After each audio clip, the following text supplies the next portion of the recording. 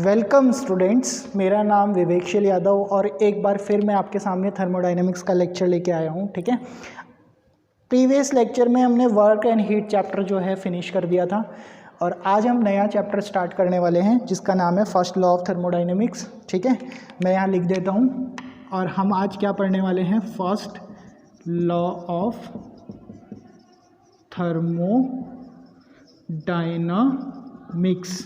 ठीक है, first law of thermodynamics हम पढ़ने वाले हैं। ठीक है, तो देखिए फर्स्ट लॉ ऑफ थर्मोडायनेमिक्स को देखते हैं। इसको दो तीन नाम और हैं इसके जो हमारे कई बार मतलब आते हैं, पेपर्स में भी आते हैं और आपको पता होने चाहिए। तो इसको हम क्या बोलते हैं, law of conservation of energy, इसको इस नाम से भी जाना जाता है। ठीक है, law of conservation of energy. ठीक है, इसको जूल्स लॉ भी बोला जाता है। ठीक है, कई बार क्वेश्चंस आता है। ठीक है, जूल्स लॉ क्या होता है, तो जूल्स लॉ भी बोला जाता है और इसको एक नाम और है, इसको क्वांटिटिव लॉ भी बोलते हैं। ठीक है, क्वांटिटिव लॉ। ठीक है, ये तीन नाम से इसको जाना जाता है, quantitative law, Joule's law, law of conservation of energy. ठीक है, अब इसे देख लेते हैं कि ये first law of thermodynamics basically आपका होता क्या है। ठीक है, तो first law, according to this law, हमारा ये लॉ क्या बोलता है कि energy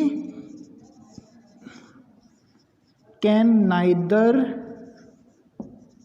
B created, energy can neither be created nor be destroyed, but it can transfer from one energy from one form to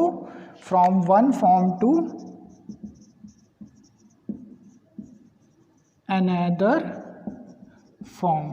ठीक है, क्या बोलता है भाई फर्स्ट लॉ, फर्स्ट लॉ ये बोलता है कि भाई energy can neither be created nor be destroyed but it can be transferred from one form to another form. ये होता है आपका फर्स्ट लॉ ऑफ थर्मोडायनेमिक्स। ठीक है, ये इसकी डेफिनेशन है, इसीलिए इसको हम क्या बोलते हैं, law of conservation of energy भी बोला जाता है कि भाई एनर्जी को ना ही हम क्रिएट कर सकते हैं और ना ही हम किसी भी एनर्जी को डिस्ट्रॉयड कर सकते हैं। ठीक है, लेकिन क्या है कि एनर्जी क्या करती है, हमेशा ट्रांसफॉर्म होती है, मतलब एक फॉर्म से दूसरी फॉर्म में जाएगी। ठीक है, या तो वर्क से हीट में कन्वर्ट होगा या हीट से वर्क में कन्वर्ट होगा, या कोई भी फॉर्म है, काइनेटिक फॉर्म में है तो वो पोटेंशियल फॉर्म में चली जाएगी। तो सिर्फ एनर्जी का हम क्या कर सकते, एनर्जी क्या होती है, हमेशा कन्वर्ट होती है, ना ही वो डिस्ट्रॉय होती है, ना ही वो हमारी क्या होती है, फॉर्म कर सकते हैं। मतलब हम ना ही एनर्जी को बना सकते हैं, ना ही हम उसको डिस्ट्रॉय कर सकते हैं। ठीक है, तो ये है हमारा बहुत ब्यूटीफुल लॉ है, हमारा law of conservation of energy.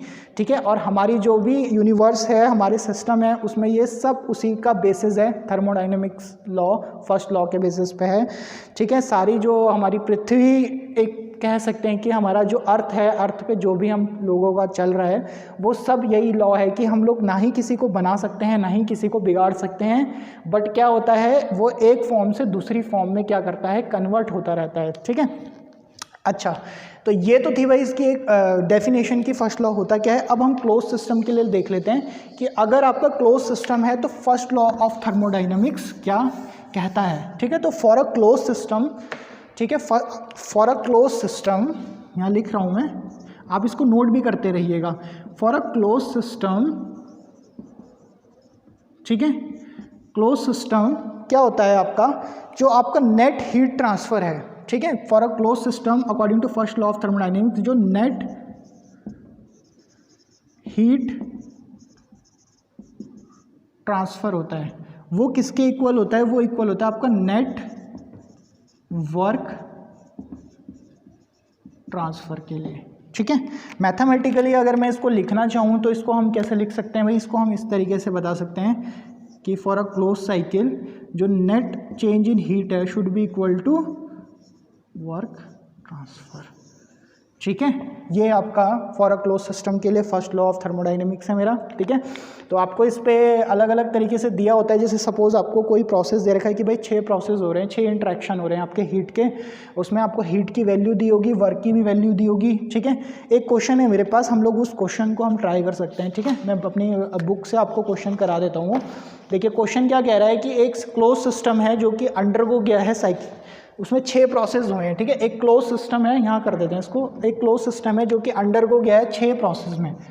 ठीक है, 6 प्रोसेस में वो अंडरगो गया है। अब वो 6 प्रोसेस क्या क्या हैं हीट इंट्रैक्शन के, वो मैं आपको यहाँ बता रहा हूँ कि एक जो हीट इंट्रैक्शन हुई वो -8 हुई कहीं पे, और ये हुई आपकी +5, और क्या क्या वैल्यूज़ हैं +3, -6 एंड -2। तो उस प्रोसेस में 6 प्रोसेस का था, उसमें ये तो आपकी 6 हीट ट्रांसफ़र हुई।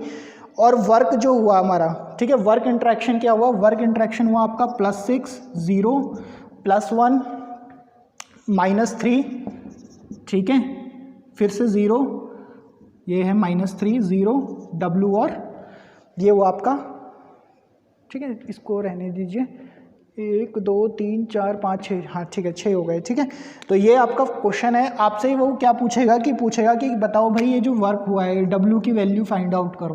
तो आपको पता है फर्स्ट लॉ ऑफ थर्मोडाइनमिक्स क्या कहता है, फर्स्ट लॉ ऑफ थर्मोडाइनमिक्स क्या करता है, दिस इंटीग्रल क्लोज साइकिल के लिए ये शुड बी इक्वल टू क्या होना चाहिए, ये होना चाहिए, है ना।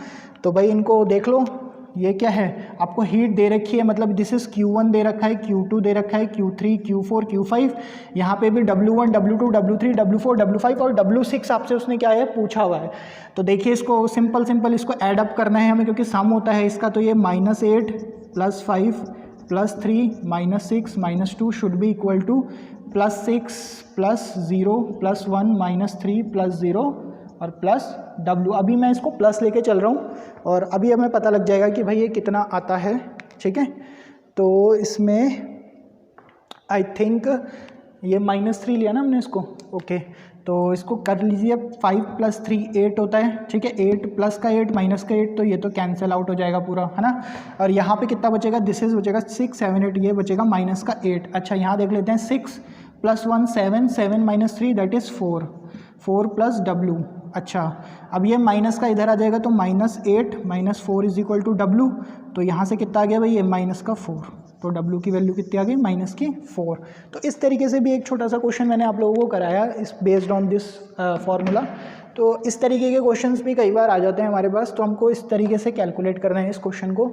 अच्छा, अब कुछ देख लेते हैं भाई, सिस्टम्स के लिए अलग अलग प्रोसेस होते हैं, जैसे हमारे पास आइसोथर्मल, एडियाबेटिक, तो उसके लिए ये जो लॉ है वो क्या कहता है। ठीक है, अब देख लेते हैं भाई ओपन और क्लोज प्रोसेस के लिए। ठीक है, फर्स्ट लॉ ऑफ थर्मोडाइनमिक्स, ठीक है, फर्स्ट लॉ ऑफ थर्मोडाइनमिक्स,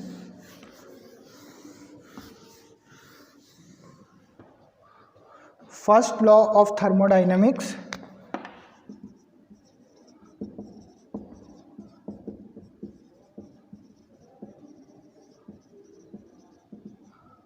ठीक है, इसकी इक्वेशंस देख लेते हैं किसके लिए, for a system.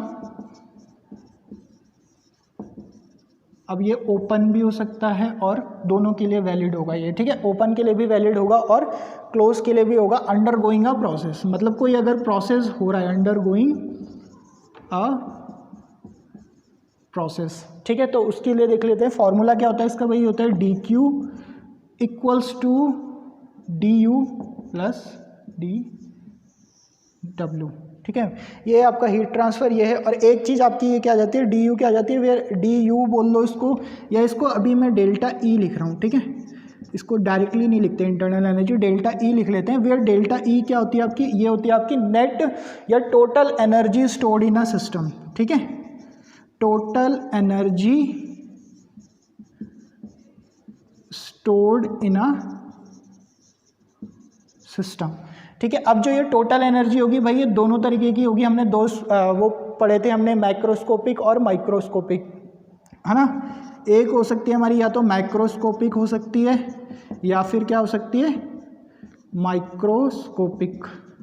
Form of energy हो सकती है, ठीक है। मैक्रोस्कोपिक आपकी कौन सी होती है जनरली, आपकी जो भी ये kinetic energy plus potential energy, kinetic energy, potential energy, ये सब मैक्रोस्कोपिक में आ जाती है, ठीक है। माइक्रोस्कोपिक आपकी कौन सी हो जाती है, एनर्जी जो हमारी क्या है, एनर्जी आपकी क्या है, ठीक है। माइक्रोस्कोपिक कौन सी होगी, एनर्जी एसोसिएटेड विथ मॉलिक्यूल्स, ठीक है। और मॉलिक्यूल से एसोसिएटेड कौन सी होती है भाई, डी यू होती है, ये मैंने आपको बताया था, इंटरनल एनर्जी, ठीक है। ये क्या होता है, सम होता है इसका, काइनेटिक एनर्जी का, पोटेंशियल एनर्जी और वाइब्रेशनल एनर्जी, इन सब का सम होता है जो बॉडी के अंदर मॉलिक्यूल्स की होती हैं, उसको हम क्या बोलते हैं भाई, एनर्जी, इंटरनल एनर्जी बोलते हैं, ठीक है। तो डी यू हो जाता है ये, है ना। अच्छा, अब देख लो, अगर सिस्टम मेरा क्या है, क्लोज सिस्टम है, तो आपका जो ये काइनेटिक, चेंज इन काइनेटिक और चेंज इन पोटेंशियल एनर्जी है, ठीक है। क्लोज सिस्टम के लिए क्या होगा, अगर क्लोज सिस्टम है मेरा, तो आपकी जो डेल्टा के ई है वो ज़ीरो हो जाएगा, और P E potential energy change भी वो क्या हो जाएगा, ज़ीरो हो जाएगा। आपका क्या बचेगा, जो डेल्टा ई है वो डायरेक्ट डेल्टा यू के इक्वल आ जाएगा। तो जो आपका ये डी क्यू है शुड बी इक्वल टू क्या आ जाएगा, D U plus d W. तो जो आपकी इक्वेशन है वो क्या हो गई, रिजॉल्व हो गई क्लोज सिस्टम के लिए। अगर कोई क्लोज सिस्टम अंडरगोइंग कोई प्रोसेस कर रहा है, तो जो फर्स्ट लॉ ऑफ थर्मोडाइनेमिक्स होता है वो क्या होता है, d Q is equal to d U plus d W. भाई यहाँ पे ये लगा लेना, दिस इज क्योंकि ये क्या होते हैं भाई, इनएग्जैक्ट होते हैं, तो यहाँ पे आप इसको ये लगा सकते हो, इस पर मत लगाना भाई, ये एनर्जी है, इंटरनल एनर्जी, ठीक है। अच्छा, ये हो गया आपका। अगर आपका क्या हो रहा है, प्रोसेस पीडीवी वर्क हो रहा है, तो ये डी डब्ल्यू क्या हो जाएगा, पीडीवी हो जाएगा। और अगर वर्क डन मेरा क्या है, मैंने आपको एक और बताया था क्या, पैडल वर्क, पैडल वर्क में क्या हो जाता है, ये T into d theta. Paddle work क्या होता है हमारा, बेसिकली जैसे एक कोई कंटेनर है, उसमें आपने लिक्विड दिया है, तो एक शाफ्ट लगा दिया आपने और एक फ़ैन है, अब इसको आप घुमा रहे हो, तो भाई ये टॉर्क लेगा टी, है ना, और एंगुलर डिस्प्लेसमेंट होगा, तो टी इंटू डी थीटा हो जाता है पैडल वर्क के लिए। तो डिपेंड करेगा आपका कौन सा वर्क डन आपका हो रहा है, तो आप ये डी डब्ल्यू की वैल्यू वहाँ से आप क्या कर सकते हो, कैलकुलेट कर सकते हो, ठीक है। अच्छा, अब बात आती है, तो क्लोज सिस्टम की बात कर ली, ये वाला जो फॉर्मूला ये ओपन और क्लोज दोनों के लिए एप्लीकेबल है। अब हम बात कर लेते हैं फर्स्ट लॉ ऑफ थर्मोडाइनमिक्स की, किसके लिए, आइसोलेटेड सिस्टम के लिए, ठीक है। First law of thermodynamics for isolated system, क्या बोला मैंने, आइसोलेटेड सिस्टम के लिए, यहां लिख रहा हूं मैं आइसोलेटेड सिस्टम। आइसोलेटेड सिस्टम क्या हुआ भाई, आइसोलेटेड सिस्टम क्या हुआ, जिसमें कि आपका वर्क ट्रांसफर और हीट ट्रांसफर क्या होगा भाई, आइसोलेट है ये, ठीक है, मतलब इसका कांटेक्ट ही नहीं हुआ कुछ, तो मतलब जो इसका जो वर्क होगा वो भी ज़ीरो होगा, और जो आपकी क्या होगी, क्यू होगा वो भी ज़ीरो होगा, है ना। वर्क ट्रांसफर और हीट ट्रांसफर आइसोलेटेड सिस्टम के लिए क्या होता है, ज़ीरो होता है ना। तो भाई जो इक्वेशन थी मेरी, d Q equal to d U plus d W, है ना, तो ये भी ज़ीरो है, ये भी ज़ीरो है, तो डी यू भी क्या आ जाएगा मेरा, ज़ीरो आ जाएगा, है ना। तो नेट एनर्जी जो चेंज आती है हमारी, डेल्टा मतलब एनर्जी चेंज जो होती है आइसोलेटेड सिस्टम के लिए, वो क्या आती है, या इंटरनल एनर्जी चेंज या फिर एनर्जी चेंज जो होती है आपकी, वो हमेशा क्या रहती है, कांस्टेंट रहती है या फिर ज़ीरो रहती है। तो ये था आपका complete first law of thermodynamics. मैंने हर प्रोसेस के लिए आपको बता दिया, ओपन क्लोज, ठीक है। और आपका आइसोलेटेड सिस्टम के लिए भी मैंने आपको ये बता दिया। याद रखना, आइसोलेटेड सिस्टम में कोई भी अगर आपको आइसोलेटेड सिस्टम दे दिया और उसने उससे आपसे क्या पूछ लिया, एनर्जी पूछ ली कि नेट एनर्जी ट्रांसफर कितना होगा, तो वो हमेशा कांस्टेंट रहती है, ठीक है, ज़ीरो। क्यों, क्योंकि उसमें वर्क और जो हीट होता है वो हमेशा क्या रहता है, नेट वर्क ट्रांसफ़र भी ज़ीरो होता है और हीट ट्रांसफ़र भी आइसोलेटेड सिस्टम में क्या होता है, वो क्या होता है, ज़ीरो होता है, ठीक है। अच्छा, अब ये जो टर्म निकल के आई भाई इंटरनल एनर्जी, इसको भी यहीं पे मैं डिफाइन कर देता हूँ, है ना। ये जो डी यू आया, इंटरनल एनर्जी जो आई भाई, इसको भी हम यहाँ डिफाइन कर लेते हैं भाई। इंटरनल एनर्जी क्या होती है, ठीक है। इंटरनल एनर्जी क्या होती है भाई, it is a property of a system, ये तो पता ही है सबको, हम लोगों ने पहले भी देखा था, प्रॉपर्टी है। और कौन सी प्रॉपर्टी होती है भाई ये, इट इज़ अ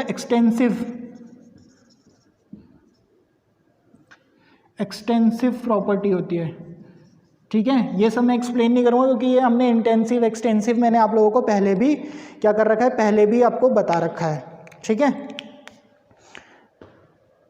और अगर आप internal energy per unit mass बोल रहे हो, internal energy per unit mass, तो वो आपकी फिर इंटेंसिव प्रॉपर्टी बन जाती है, ठीक है, आपको ये 2 पॉइंट इसके बारे में याद रखने हैं कि अगर इंटरनल एनर्जी पूछा जाए कि इंटरनल एनर्जी क्या होती है, वो एक्सटेंसिव प्रॉपर्टी होती है हमेशा। और अगर आपसे ये बोल दिया जाए क्वेश्चन में कि भाई ये बताओ कि internal energy per unit mass क्या होती है, तो वो हमेशा क्या होती है, इंटेंसिव प्रॉपर्टी होती है।